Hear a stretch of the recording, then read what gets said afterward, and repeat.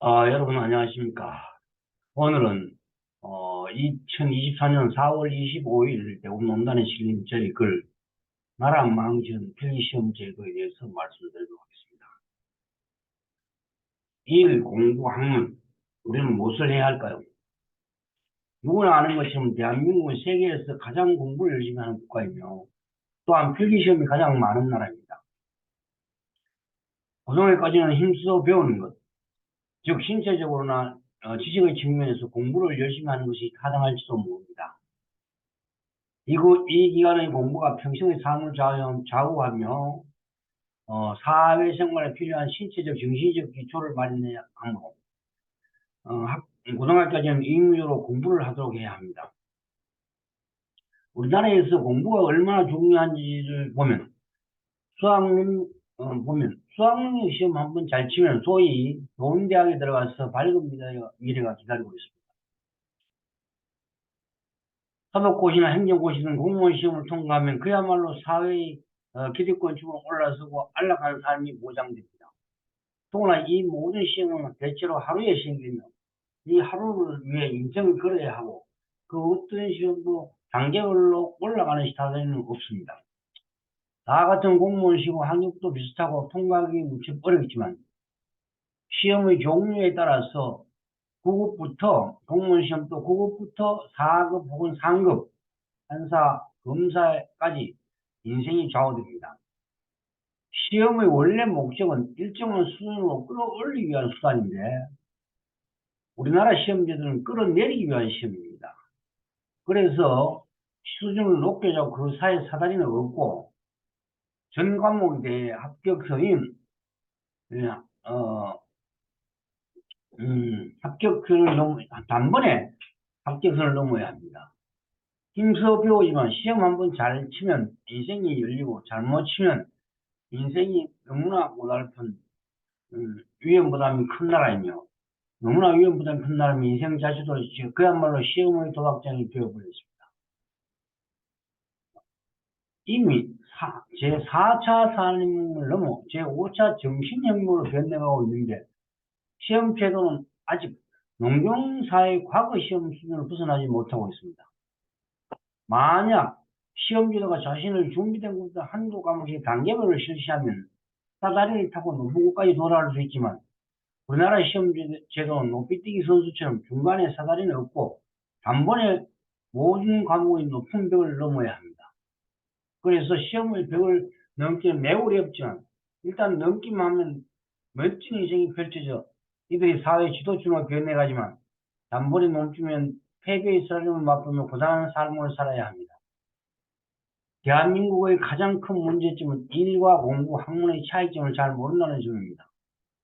초등학교부터 고등학교까지는 세계에서 가장 열심히 공부하며 OECD 국가 중에서 평균 노동시간이 가장 긴 나라가 대한민국인데 그것도 모자라 정부가 나서서 주 69시간이 가능하도록 한다고 주장하고 있습니다. 더구나 대학에서는 공부 대신 묻는 것을 배우는 소위 학문을 해야 하는데 대학 1학년 때부터 각종 취직시험 취직시험 공부에 매달리며 학문을 하는 대학은 거의 없고 시험 공부에 매달리는 이른바 고등학교 4, 5, 6, 7학년이 주류를 이루고 있습니다. 이제 단순 반복적인 육체 노동은 로봇이 대신하고 어렵고 복잡하고 반복적인 일은 생성형 챗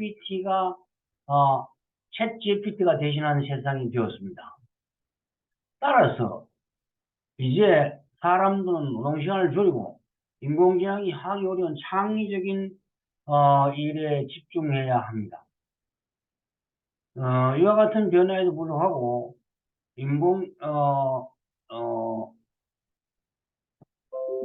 이와 같은 변화에 불구하고 각종 사회 변화를 읽지 못하고 교육 정책을 포함한 사회 정책이 거꾸로 가고 있습니다. 다시 말하면 일과 공부는 줄이고 상대적으로 모르는 것을 끊임없이 묻는 것을 배우는 학문에 집중해야 합니다. 이와 같은 문제점은 취업 시장에 그대로 반영이 되어 수요 공급이 잘 맞고 있지 않습니다. 인공지능 관련 창의적인 인재는 턱없이 부족하고 일손이 부족한 농업이나 중소기업에는 외국인인 노동자가 채워지고 있는 현실입니다. 교육도 사회 구조가 피라미드형 산업 사회 구조에 맞춰져 있지만 취업 시장은 이미 최초 생산자, 최종 소비자, 그리고 가운데는 프로펀 기업으로 모육장에 있는 모래시계 구조로 바뀌고 있는 노동시장으로 바뀌고 있어 노동시장의 수요와 공급의 부조화가 심화되고 있습니다.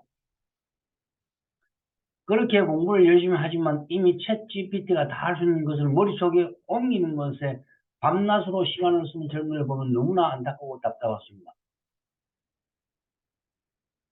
이보다 더 큰 문제는 저출산 고령화로 인해 창의적 인재가 빠른 속도로 줄어들고 있다는 점입니다. 노인들은 이미 창의적 인재로 발전하기 어렵고 젊은이는 빠른 속도로 줄어들고 있어 지역은 말할 것도 없고 국가가 소멸할 지경에 이르고 있습니다. 그런데도 젊은이들은 챗GPT와 결합하여 학문을 열심히 하지 않고 인공지능으로 점차 대체되고 있는 의사, 변호사, 공무원 시험에 모든 에너지를 쏟아붓고 있어 세계에서 가장 공부를 열심히 하지만 학문을 거의 하지 않아 세계 선도국가로 발전하기커녕 창의성이 부족하여 세상의 변화에 적응하지 못한 점을 정부를 포함한 국민 모두가 깊이 명심해야 할 것입니다. 감사합니다.